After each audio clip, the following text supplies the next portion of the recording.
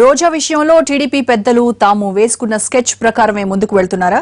పక్కా plan ready చేసుకునే privilege committee నివేదికను pending లో పెట్టారా? అవసరమైన సమయంలో ప్రయోగించడానికి వీలుగా అస్త్రాన్ని సిద్ధంగా ఉంచారా? ఇంతకీ అధికార పార్టీ వ్యూహం ఏంటి? ఏపీ అసెంబ్లీ సమావేశాల్లో ఇప్పుడు రోజానే హాట్ టాపిక్. సెషన్స్ మొదలవడానికి ముందు నగరి ఎమ్మెల్యే మీద మరో ఏడాది సస్పెన్షన్ ఖాయమని భావించారు పొలిటికల్ పండిట్స్ అంతా. అనిత ఫిర్యాదును బేస్ చేసుకుని రోజా మీద మరో ఏడాది పాటు సస్పెన్షన్ వేటు వేసేందుకు రంగం సిద్ధంగానే ఉన్నట్లు కనిపిస్తోంది. ఇటీవలి పరిణామాలను కూడా బేరీజ్ వేసుకున్న వారంతా అదే భావించారు. కానీ అంచనాలు తారుమారయ్యాయి. టీడీపీ వ్యూహం మార్చినట్లు కనిపిస్తోంది. ప్రివిలేజ్ కమిటీ నివేదిక సభ ముందుకు రాలేదు.